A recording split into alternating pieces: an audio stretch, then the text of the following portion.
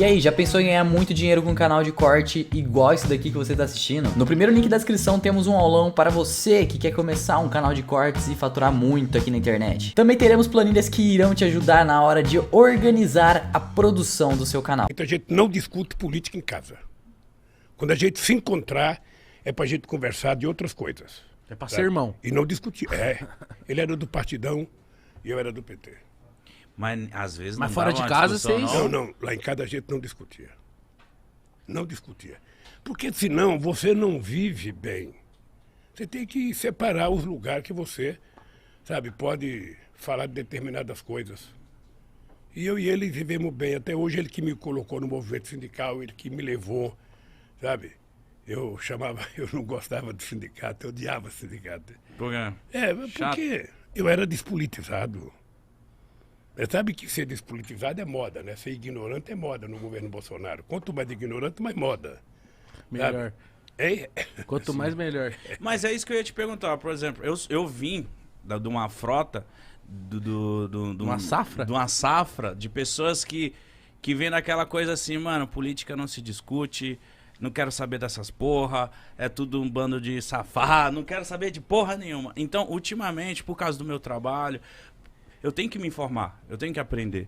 Mas só que eu vim com isso na minha cabeça, de não quero saber de nada, não quero discutir, vai com esse papo chato pra lá. Por que você acha que no Brasil tem muitas pessoas que têm esse posicionamento de tipo assim, mano, eu não quero saber nem do Lula, nem do Bolsonaro, nem de ninguém. E aí acaba que a pessoa não serve pra nada também, né? Se ela não se posicionar e etc. Ô, Mitica, eu vou te contar uma história minha. Em 1978, eu comecei a ficar famoso porque nós fizemos as primeiras greves dos metalúrgicos no ABC. Eram greves, sabe? Primeiro foi greve por fábrica, depois nós fizemos greve. Nós fazíamos assembleia no estádio com 100 mil pessoas.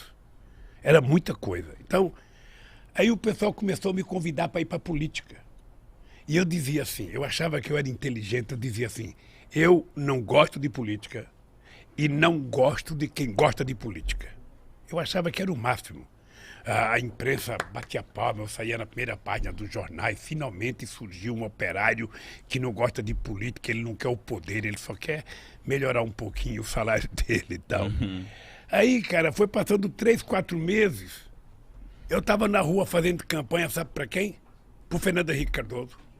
Por quê? Porque ele era candidato ao Senado, sabe? Ele disputava com o Montoro e com o Cláudio Lembo. E ele tinha votado do exílio, era uma figura interessante, porque era mais jovem, porque era um cara mais à esquerda, sabe? Mais à esquerda, mas depois ficou mais à direita e tal. Mas eu tinha uma boa relação com ele, e não foi ele que pediu para mim, não. Fui eu que fui pedir para ele para apoiá-lo. Eu e muitos sindicalistas. Aí depois eu descobri que se a gente não cria um partido político, a gente estava ferrado. Porque você nunca pode esperar que alguém faça por você aquilo que você mesmo tem que fazer. Então você fica esperando que o Congresso Nacional aprove as coisas boas para o país. Você já parou para analisar quem é que está no Congresso Nacional? Você já viu o prontuário de cada um? Você já viu a ficha de cada um? Você já viu a origem de cada um? Se você não vê isso, você não vai saber votar. Se você não vê, você vai votar equivocadamente. É como se você fosse colocar uma raposa no seu galinheiro achando que a raposa vai engordar as galinhas. Não vai comer as galinhas. Então eu descobri que era preciso fazer um partido. Descobri porque eu fui no Congresso brigar para não aprovar uma lei. E quando eu cheguei lá, eu percebi que não tinha nenhum trabalhador. Aí então eu comecei a fazer política, sabe? Eu fui gostando da política, e eu achei que era o caminho. Se você está descontente com alguma coisa, é através da política que você vai mudar. Sabe? Então você tem que participar, você tem que saber como participar. Sabe? E quando eu digo isso, ô Mitica, eu digo o seguinte, veja, eu não acho que um artista, eu não acho que um cara tem que dizer eu voto em fulano, não tem que dizer nada, ele tem que ser profissional, fazer o programa dele, dizer o que ele bem entender. Ele é político na hora que ele vai votar, a não ser que ele queira assumir publicamente a tarefa. E eu então fui. E depois, você pensa que eu imaginei ser candidato a vereador uma vez? Nunca me passou pela cabeça. Mas quem te incentivou de você virar um candidato a vereador? Veja, eu não fui vereador. Eu fui candidato a deputado a governador de São Paulo em 82. Eu, Franco Montoro, Reinaldo de Barros, Cláudio, Jânio Quadros. Era assim, eu fui candidato. Eu pensei que eu ia ganhar as eleições. Cara, sua eu estava primeira famoso, frente de eu estava governador? famoso por causa das greves. Eu estava famoso. Eu ia pro interior de São Paulo, era gente na rua aqui. As pessoas não imaginavam como é que eu juntava tanta gente na rua. Eu dava autógrafo. Tinha um livro que foi lançado meu chamado Lula, Entrevistas e Discursos. Eu descia do palanque, lá tinha que dar autógrafo, sabe?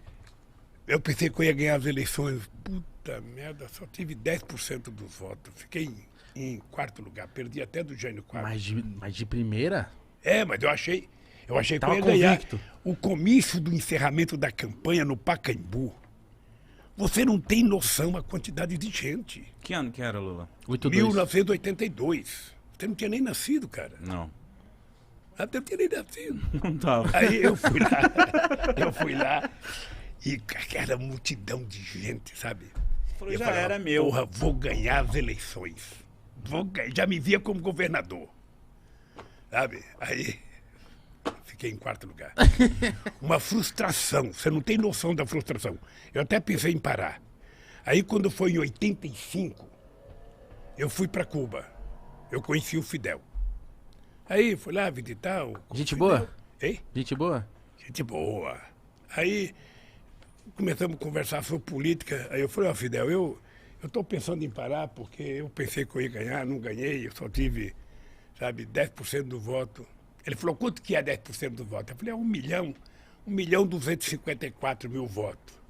Ele falou assim para mim, ô Lula, não existe na história da humanidade nenhum operário metalúrgico que já teve 1.254.000 votos, cara.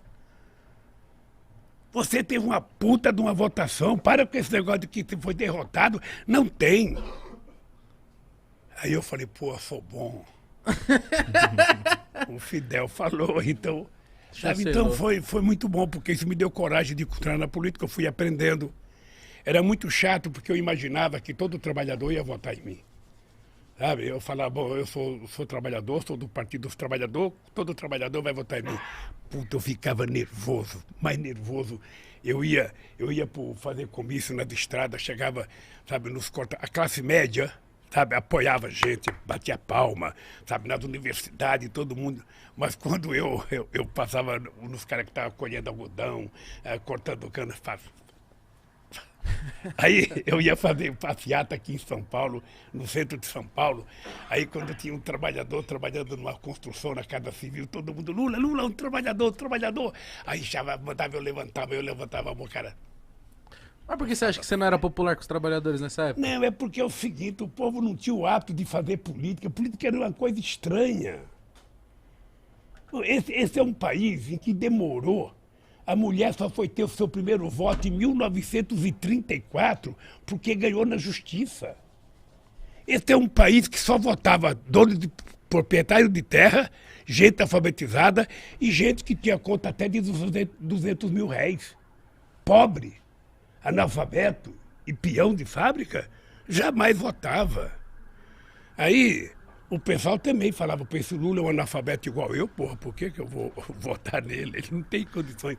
Aí eu descobri que leva tempo, viu, Gão? Leva tempo de você convencer as pessoas das coisas.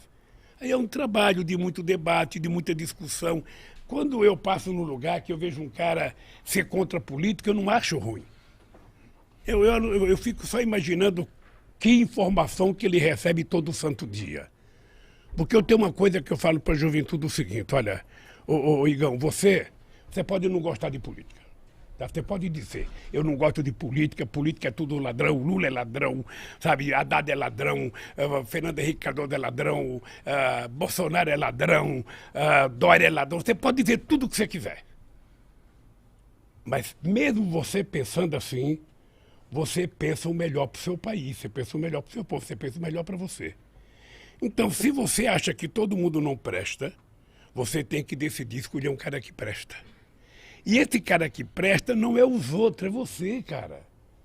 Então coloca o político que você tem dentro de você para fora e seja você o político decente, sabe, porreta, sabe, que você quer. Não tem outro jeito. Você não pode querer que eu seja a pessoa que você quer que eu seja. Não, eu sou eu. Agora, se você quer um cara top, Aí é você, Mitico, é você, Igão. É assim que se faz as coisas. A política no Brasil não dá certo porque as pessoas não têm compromissos ideológicos. As pessoas são eleitas porque são eleitas.